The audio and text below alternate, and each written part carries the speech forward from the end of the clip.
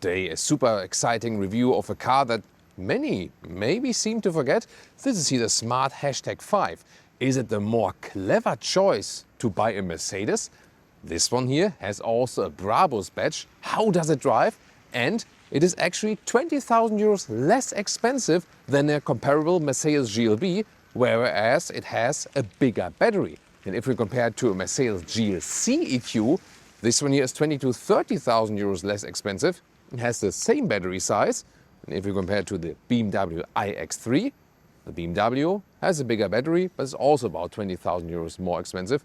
And last but not least, Tesla Model Y Performance would also be a little bit more expensive, but also has a smaller battery. So facts and figures actually speak for the price you pay and what battery size you get here.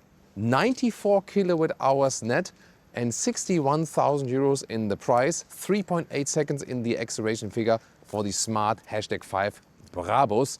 This is a very interesting proposition, but it's not, of course, only about the facts and figures. It's also about exterior, interior, technology, driving experience. What's the efficiency? What's the real world range? So can it hold what it promises? We're going to find out with Thomas Nautical Fuel in 4K, full screen, full length. Let's go. You've already seen it sometimes here, some light shows, nice with the turning indicators. A very beautiful illumination they got here across the front. Strong front indeed, and they have some similarities design-wise with the Mercedes GLB, definitely, although they are on a different platform indeed. Then you also have the big smart lettering here. However, this one, as I said, the Brabus version. And you can see the red accentuations in the lower part and also the Brabus badge. And Brabus actually also where we are today, not built too far from here. But of course, it's the one thing is like this, manufacturing, they do themselves. And the other thing is that they give the badging and the design and so on to serious works production cars, the one you can see here right now. The Brabus also gets the 21-inch wheels, the biggest ones available for the Smart #5. You can see them right there. Red brake calipers as a contrast, and also here the contrast in the side mirror. And these door handles also are usually flush, but then they fold out. I always dislike these door handles, told you many times, and they will be forbidden from 2027 in China again. There was a story, the Chinese market wanted these door handles. Then they realized they're dangerous, and now everyone is forbidding them again. I think it's good that they will be forbidden again very soon. Then you can see this rather bulky design. Once again, very similar to the GLB. Large, smart logo. Length is 4.70 meters or 185 inches. So if we compare these competitors I mentioned, Mercedes internally, like the GLB, GLC, then the Tesla Model Y and the BMW iX3, this one here is, let's say, the shortest one of those. Just a little bit shorter than all of the competitors, but still somewhat in the same region. And this one gets all-wheel drive as the Brabus version, 3.8 seconds in the acceleration figure. That's the quickest one. They have rear-wheel drive, they have all-wheel drive, and they also have two different battery sizes. First of all, very quickly here, the light strip, and then again, this design scheme is carried over this vehicle. These horizontal elements, they are rounded on both sides. You can see that everywhere, exterior and interior. And red Brabus accentuation in the lower part. I really like this matte gray color here today, and Mercedes has also been using that quite a lot. So the one battery version is 74 kilowatt hours LFP. However, this one here, the bigger version, not only for the Brabus, there are also non-Brabus all-wheel drive versions with the bigger battery at 94 kilowatt hours. And that is a substantial size for that size. As I said, the BMW iX3 has a bigger battery, GLC EQ, same battery size, and Tesla Model Y and the GLB, they're actually a little bit smaller in the battery. So once again, the price-performance relation with this, starts at 47,000 euros in the entry price here, but then it goes to about 60,000 euros with the Brabus version. So great in the price-performance on paper. And then here we have an electric charging flap. Very interesting mechanism. It's 22 kilowatt AC and we have 400 kilowatt DC charging. Pressing this button, then it closes again. And the official figure, 10 to 80% state of charge, is 18 minutes. However, it also works quicker. So this can even charge in 15 minutes, 10 to 80% state of charge. So as you might see from the exterior, we do not expect the most efficient EV result. However, this one charges extremely quick. And it's also fast on the motorway. This can, as the Brabus version, can drive 210 kilometers an hour, 130 miles per hour. The other versions a little bit slower in the VMAX. But still, all the facts and figures already really speak for that vehicle. So can it be a viable, cheaper alternative to BMW and Mercedes, and it's even better price performance than Tesla? Well, we're going to find out with the driving and the efficiency and so on. But of course, we're going to check out the interior and the frunk, because that's always a thing. You don't always want to house the charging cable in the rear there. Actually, I don't even have to open it right there, because it's also on the key fob. Forgot that. Here, and because I found out, like, you press once, and then the cool thing, it directly opens. So you don't have to unlock twice. And that's a practical thing too. EV users know that. And here you can see it is tiny, rather, the frunk. But this charging cable, you can also, like, let it stand over there. It still fits in. So nice. Damn it. Oh, it's a Smart logo from the inside. That's a very nice detail, isn't it? So that's pretty cool. And wiper fluid filled in here. And it's also the access to the 12-volt battery. Very interesting. So there we go. But once again, very good and practical mechanism here for the frunk, because when you have to unlock, again, that's kind of impractical. And we also had recently the experience that when you have the charging cable in the rear, underneath the cover, then you have some luggage on top, and then you want to go to a charging station. Yeah, what do you do with the luggage? And you have to hold it open or put the luggage out first and so on. So this is a very good solution. So yeah, even more interesting. Let's check out the interior now. Now to the interior. First of all, the door handles again that fold out is nicely done with the logo. And then they're also manual, but still, I like the classic ones. Here, by the way, already we have the lamination, dual glazing here in the front from the windows. So that's good. Then again, it's against noise, door closing sound. Yeah, that's not good. That sounds cheap. It's rather normal that it does it that way with the frameless doors, because we only have very rare cars, just a few ones that have frameless doors and still have a great door closing sound. That's really rare. Not the case in this one, but the build quality is exceptional. We already have soft touch on the top part. Then we have here the ambient lighting integration. And here microfiber in the Brabus trim. And also here, this is not hard pack. This is soft touch leatherette all the way to the lower part, and we hardly see that in any other German car that is double the price. Also here, this is also covered with soft touch leatherette. I can't believe that, you know, this is very amazing. This is the electric door opener here, just pressing it once. And here you can control the seats, forward, backward, also the inclination, seat heating with a separate button, seat cooling also with a separate button. Well, it's one button, but at least it's easily accessible and you don't have to do it always in the infotainment system. The only thing we do not have, we cannot adjust the mirrors there. That has to be done then at the steering wheel from the infotainment. The Brabus trim, once again, has a lot of microfiber, also at the steering wheel, also heated steering wheels, nice and warm. Red contrast stitches on the inside, real buttons at the steering wheel, left and right, real stalk columns. Red accentuations once again here, and in night driving is also more ambient lighting. Real instruments, and then the seats, microfiber inside, leatherette outside, once again with Brabus logo and stitching.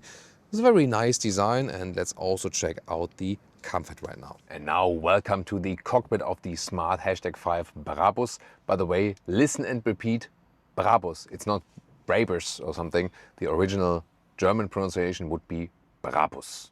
Really hard German pronunciation. Yeah, that's how it is. 2 times 13-inch screens. That's what I want to say. The Brabus version already gets the passenger screen, where Lea soon will play Rally Champion as a passenger princess. This is one thing you can do, maybe while charging or something like that. Main infotainment unit and the classic digital instruments, and also a head-up display. So this is something also what you get more in comparison to Tesla, where some, you know, might miss the instruments or the head-up display. Here you get both, actually. Pretty cool, by the way, here in the top, the Sennheiser sound system, 20 speakers. That's a pretty cool sound, actually. This one here, it actually goes up when you get in the vehicle. A spectacular effect indeed. And then you have, once again, as I said, with seats with the same design element here, with like horizontal and then the round shaped. And it's actually not only sporting looks, but it's very decent in the comfort, you know, from the surface material, seating depth and so on. Also good for tall drivers, no problem as for the headroom with one A9 6'2". And not all versions are animal-free, but the Brabus version is completely animal-free from the materials, and some other versions too. You have to look in the configurator and also in our video description and in the data comment. There we also have the other trim details. So that's pretty cool. Steering wheel, in and out, up and down, easy control, and everything feels and looks really nice. From the layout, similar to the other Mercedes ones, GLB and the GLC EQ definitely, with the screen setup, but you have always then again this round design here. Red contrast from the Brabus once again, and then here also good clicking sounds from the vents. Underneath you have ventilated inductive charging pads, left and right, so 2 times. Cup holders, adaptive, better than with most Mercedes models, but there's an update for Mercedes coming as for the cup holders very soon. Stay tuned for that. Microfiber, then split opening. This is also really Mercedes-like. Space here, more space underneath. Cooling function also, and you can here also place a charging card, for example. That's also a pretty cool thing. Even the floor mats, look at that, have the special smart, I'd say, design like that as well. Glove box. Oh, look at that. Even the glove box, not hard pack. This is like a soft touch leatherette the whole way here in the glove box, and also here on the side for the knees. Also soft touch leatherette, dampened underneath. Glove box falls down in a smooth way, and also spectacular how they designed the ambient lighting here. This is then to open and close the vents. And once again, when you look at it at night, it looks even more spectacular. The top dashboard is also soft touch, so what else is there to say? It's really astonishing what they made, you know, from that whole build quality here. Underneath the middle console, by the way, oh, they have this AMD visualization here, that they have the chipset in there. A lot of space underneath here. Then there are the 2 USB-C chargers for the front and more space underneath here. And then the driver POV here, the buttons, the steering wheel are quite cool. This is here then to change something in the digital instruments, clear to read, very easy. On the right side, this one would be, for example, volume up and down, next song, previous song. On the favorite button, at this moment, for example, you can bind the driving mode selection to it. That's what I've done. And in future, they say from February 2026, you can also connect this one here, this favorite button, with these deactivations of the speed chime. Because at this moment, you can click here, and then you can select something here, for example, but it's not available here with the speed chime stuff. You can deactivate the lane change assist. This is like easy to deactivate there. However, this important stuff of the EU speed chime thing, then you have to go here, and then where is it? Assistance, and then here the active speed limit warning. And that's too complicated to access that. So this will be improved smart promises. Then we have also a head-up display. It's always larger than it actually appears on camera. It's hard to see on camera, but I promise you can very well see it in real life. And the main infotainment unit, you already saw something from it. It's the main screen. You also have Apple CarPlay or Android Auto integration, which is really nice. And the system is quick, you know, and we're not used to that, at least from a lot of manufacturers. It's really, really nice, really quick. Also, the visualization of the vehicle here looks pretty cool. You can also open the bonnet or the trunk from here, or the shade on top, but there are also easier ways for that for sure. Then some hotkeys here on the left side, for example, for the driving modes. I have deactivated these chimes, by the way, that when you switch to driving mode, that is always like or something. That's really annoying. I have deactivated that. Here you can also change in the different driving modes. Is it more or low regenerative braking? And you can also activate the S pedal. That's like the E pedal, like one pedal driving. You can drive with or without it. Both would be possible. The only thing I don't like that much is that the climate change here, the climate unit, is only accessible here, pretty small, only there. For heated steering wheel, you have to go in there. For seats, you can do it here, cooled or heated seats, but you can also do it from the inside of the door, as I said. And then calculation of the car internal GPS of charging stops. Here, for example, across Germany, here 2 charging stops. So this is then also calculated. It works. The visualization is maybe not the most modern one of this GPS, yeah, but it also offers this route and charging calculation. Hi, Lea here. First of all, I'm really nervous to speak in front of the camera. I'm sorry. But first of all, I had to say that I love that vehicle here, really, because of all the material choices, and the quality is very, very nice. So, Thomas, maybe that's our choice for the next vehicle. It's going to get expensive. And I don't look like that, but I love that racing feeling. That's very nice. I also love the M Sport package. Yes. Always AMG and yes. M Sport. Oopsie. So now we can play a little bit Rally Champion. Let's start. Woo! Now I have the full racing experience here. Yeah, nice. Yeah. Oh, I see. That's Yeah. Lea will enter the WRC very soon. There. There we go. Fourth? Yeah. Fourth. Come on. Yeah, so Would this be cool with the controller. Yeah, but I mean, at least it's an easy control. Yeah. And, Yeah, it's that's something true. you can do while doing a charging stop. Yeah. Fourth. I think we have to do it again, right? Yes.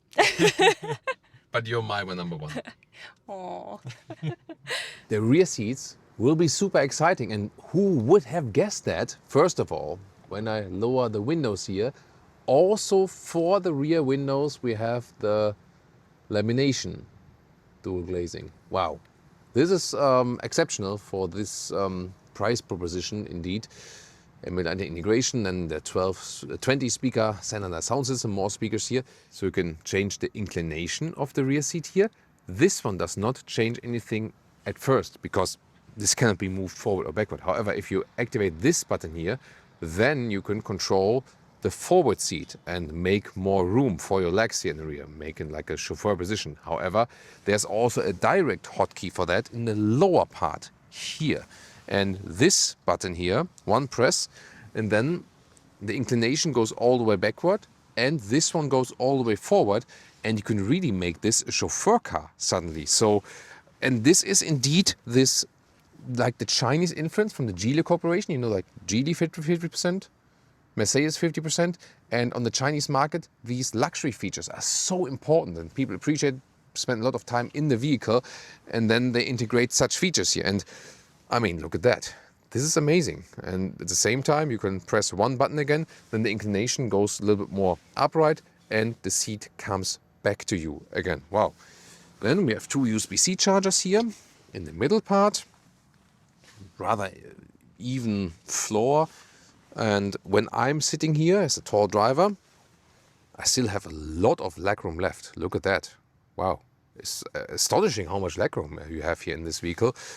The angle of the knees also not too bad.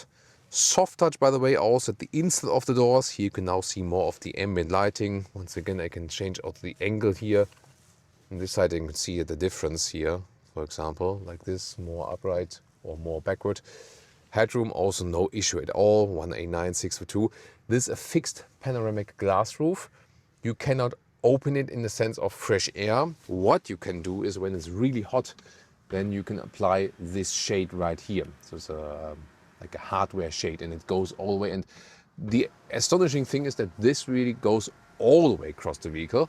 Last but not least, you have door handles here, like the grab handles, 3 inside the vehicle, just not for the driver. And here you have also separate reading lights for the rear, and they are also adjustable like this.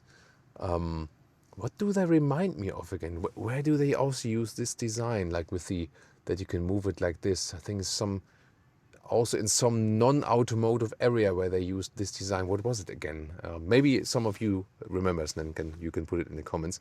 And once again, this design with the horizontal element, which has then the rounded shapes at the right and left, also at the back part of the seat, everything covered here in leather red.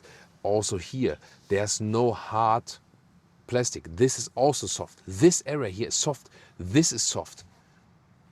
just not the inside here, but I can surely live with that. And of course, the same microfiber use here on the inside, the high-grade leather on the outside, Isofix at the outside each. And we have here the, whoa, that hurt. And then here we have so more space underneath. There's also then the ski hatch with the magnetic function I showed you earlier. No, not earlier. Soon in the trunk, because we already filmed the trunk. But it will come later after the rear seats. So then here is cup holders. I'm really amazed by the build quality and the flexibility and the luxury features here at the rear. This is something we rather see in much, much more expensive vehicles. Now let's check out the trunk or the boot. And the first question is, how do we open that? Well, I could open it also on the key fob. There's another button here for the trunk, but let's say like the cooler solution is here. There's nothing like below on top, but here inside the smart lettering, it's the same, vehicle color, the same paint, but there's actually a button you can press. And it's a very cool solution, isn't it? Then it's supposed to be 630 liters. The one catch is here, underneath the cover. It's really close here. This hardly fits underneath, barely, when you put it vertically. So this is not the best height. However, the cutout is excellent here. Look at that. So this is then like where you use this exterior dimension for a great cutout. Then this one here is the ski hatch, which is magnetic actually. Haven't seen that ever actually, like a magnetic ski hatch from this side.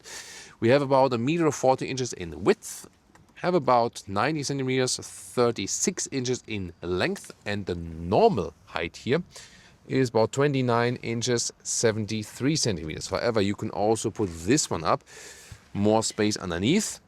Charging cable would be possible, but frunk is better, as I said, and you can also remove that completely. That would also be possible. Also very nice here, the remote unlock. I think the iX3 doesn't have that anymore, right? So then we have the total length of 1.85 meters or 73 inches. It is very well usable, definitely. So especially with this, very square cutout, this will be practical for a lot of bulky things. Brabus mode.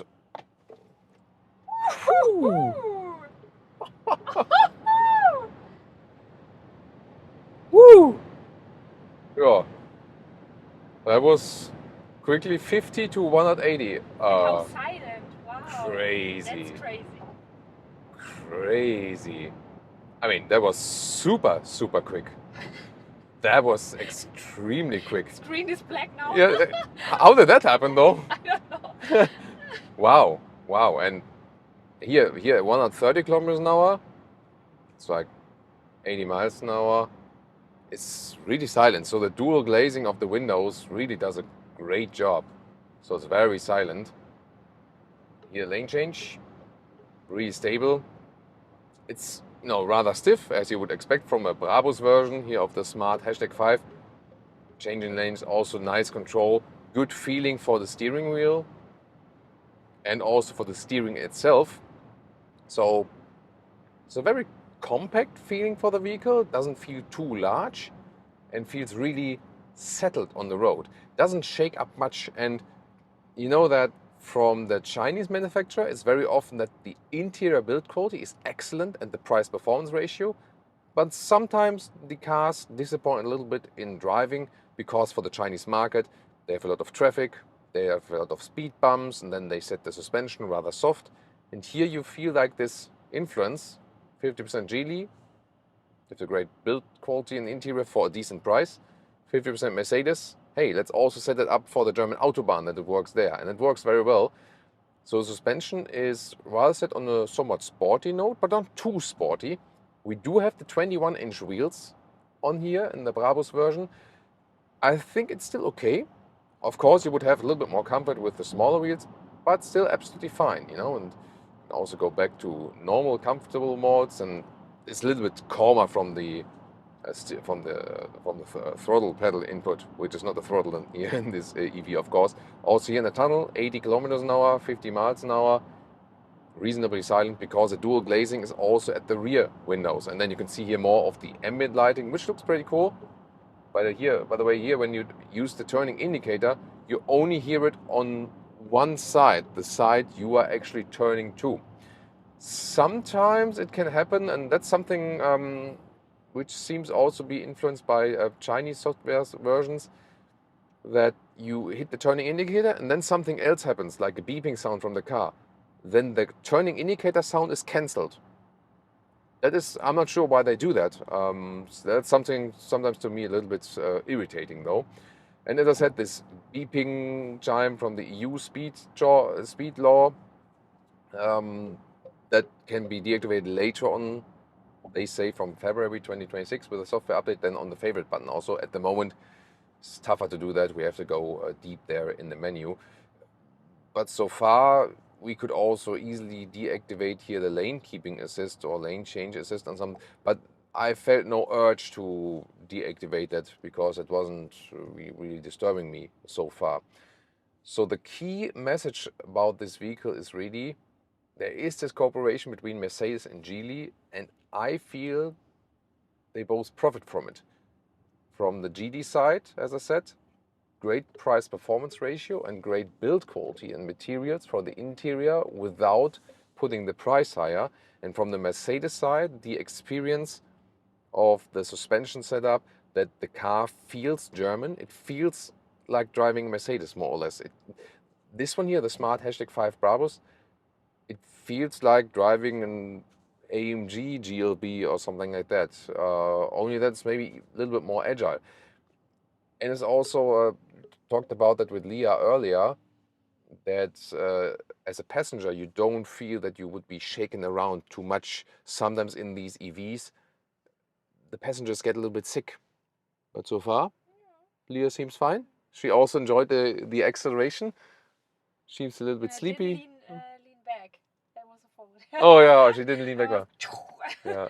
But now she seems a little bit sleepy here in the afternoon after having lunch. Yeah. And that's actually a good sign, because when the car would be like, shaking up too much, she would like this. But he is really relaxed. Also when we're standing here now, bad weather around us, the road is slightly wet and we don't hear too much. It's really like a calm cocoon in here.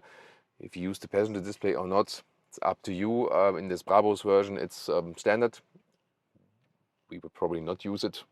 Lea sometimes says that she's like a little bit annoyed by that as well, but yeah, that's totally up to you.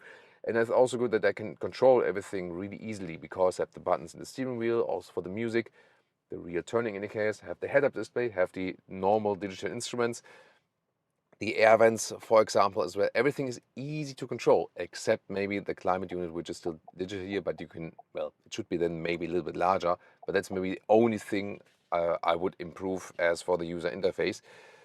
Yeah, and Lea now uses the seat heating. I can also easily use it here at the inside of the door. That's really easily done. As I said, with the recuperation, you can also set it individually in the driving modes what you want there. So, for example, regenerative braking low, that you just have a little bit. You can also set it to high, and you can also choose the S pedal. That would be the real one pedal driving that it comes to a stop, full stop, and then it continues. So you can set it yourself and then also save it together with your user account, for example. So that's good. What also impressed me here while driving slower in the city and so on was that you can turn the steering wheel quite far, and like how far you can turn in the wheels, so you can easily park in and out this vehicle. Although, I mean, it's not the largest one, but it's also not the shortest one, but this works very well for parking in and out. And once again, good noise insulation. Let's also test here something of the assistance systems. Smart Pilot Assist, it's called. So now it's activated. It's also actively keeping the lane. Let's see about that. Now it's making like a slight bend. And so far, pretty calm. Also keeping the distance to the car in front of us. Once again, you can see more of the ambient lighting. Also beautiful here with the speakers, for example. Standard sound system, very good quality. At the moment, the top speaker is drawn back because we're not listening to music, very obviously. Please hold on to the steering wheel. Yeah, of course I should hold on, but here so far, not that nervous. Following the lane so far. No complaints about that. And we also have a blind spot monitor, but at the moment no one is overtaking us. also go once again to the Brabus mode. Yeah, maybe sometimes a little bit nervous with the steering, maybe a little bit. That could be tweaked a little bit just. So, and now let's cancel it and then just accelerate to. That was 80 to 160. Whew. This has really some serious acceleration. I mean, it is 3.8 seconds, 0 to 100, but somehow it feels even faster. 3 seconds. Yeah, it's really astonishing. Here, 150 kilometers an hour, and it's still reasonably silent. So you can also drive it here at higher speeds on the motorway. Of course, it stands much against the wind. So we'll also soon do some extensive efficiency testing. How is the efficiency at 100 kilometers an hour, 60 miles an hour? How is it at 130 kilometers an hour, 80 miles an hour, like 75, 80 miles an hour, something like that. And then give you an update on the real world concise range as for that. But here it does very well on the motorway. You feel really safe. It has a calm and collected feeling. Here also lane changes at higher speeds. So this is definitely Autobahn proof. So very, very good driving experience, and they have really done their homework. And I have to say, I mean, told you initially that when you look at the battery capacity, 94 kilowatt hours, and then at the price here at 61,000 euros for the Brabus version, that's all in. And then you look at Mercedes in somewhat eternally, and even BMW or Audi, you pay 20 to 30,000 euros more for comparable models. Tesla Model Y is also, when you, for example, like buy all of the autopilot stuff and like this, is also more expensive. Yet at the same time, it has a smaller battery, you know. So the price proposition is really, really good with this one. And look at that, how easily I did that corner. Good grip here also with the microfiber steering wheel, and the quality of the animal-free materials, really nice. So it does a good job in the city. It's agile enough. It is extremely powerful, great performance on the motorway, and stable from the suspension. And I gotta say, although the suspension is not that soft and we do have these 18-inch wheels, I think it's still okay from the driving comfort. Lea nods. It's always a good sign for me when Lea nods. Yeah, and let's do some more countryside driving, because we have some really, really nice roads here again for you. And also go back here once again to more comfortable modes, but I mean, won't change the suspension now. Of course, when you have like really bumpy roads, then you might feel these 21-inch wheels. That's totally normal, definitely. Oh, there's still some kind of a little bit of snow here in the countryside. But it's a really smooth feeling. So Lea and I already discussed, you know, at the point when we maybe switch to full EV, this is definitely one of the hot competitors at this moment. Of course, we still have to wait for the concise range test and so on. This is, of course, super crucial then with the EVs. However, even if this one is maybe not the most efficient one because of the building form, if you now compare like a low-seating sedan or something, it charges extremely quickly, like in the fast charging. So that can also save your trip somewhat, that you don't have to wait for so long. You know, sometimes a little bit bumpy in the road, but still quite okay. And I do have a lot of driving fun with this one. So it is spacious on the inside. You sit upright. You have this traveling feeling, so to speak, because, you know, when you look around and everything, but at the same time, is also still fun to drive. And why is that? Here with the EVs, it's not as bad as with combustion engines if they are SUVs in the driving behavior, because of the heavy battery, which is on the one hand a disadvantage. At the same time, it evens out the differences between SUV and sedan, because the battery is the center of gravity. It's just like so much weight in the center of the vehicle. And that's again a good thing, that you have a low center of gravity, because you have to weight the biggest weight portion in the lower center part of the vehicle. So you also have somewhat a positive effect of that again. Overall, of course, is always better the lighter a car is, but it's really a lot of fun to drive here also in these countryside situations. So yeah, I mean, effect-wise, it ticks all the boxes. Driving-wise, ticks all the boxes. So the only thing that is really left to thoroughly examine now is to check out how efficient it is at what kind of speeds. Well, and after this you might ask yourself, what's the catch? There is one. Now we did our efficiency test.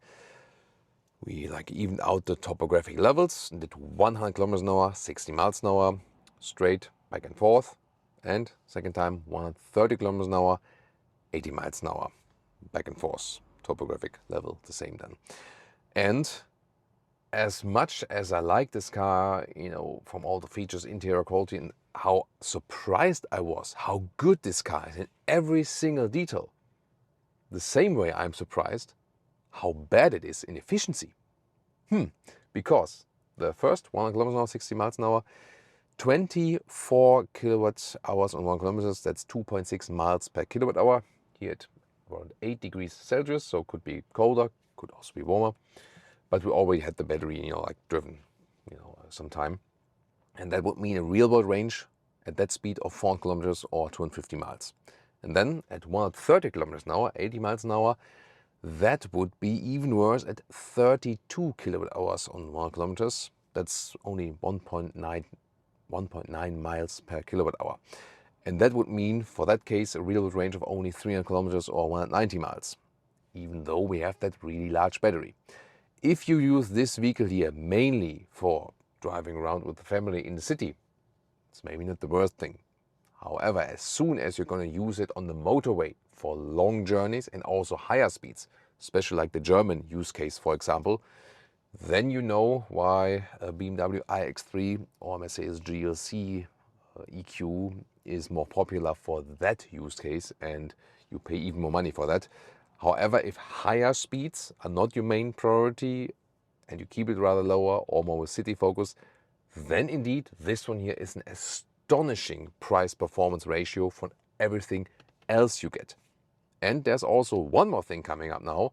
Of course, we still have to do one more charging test, because that's maybe something where you can, let's say, even out that high consumption a little bit time-wise. And now we do the charging test here. It's already dark, so I need some light. So we did confirm this consumption, by the way, one more time. I just want to be sure. And the interesting thing is that when you drive in winter times, at least it's not, it wasn't too cold, but also not too warm, then the consumption in inner city driving is kind of equal to 1 kilometers an hour, 60 miles an hour on the motorway. That's also very interesting, isn't it? So yeah, can be a little bit more efficient there. However, now at charging here, it's super quick. And it directly started here over 200 kilowatt. So I was driving it on the motorway. I was also preheating the battery. So yeah, that worked very well. And I plugged in at 14% state of charge and directly hopped in a couple of seconds to 220 kilowatt. That is really amazing. And then up to 50%, I was alone here at the charging station, and it even got higher, so 300 kilowatt, and also held that one.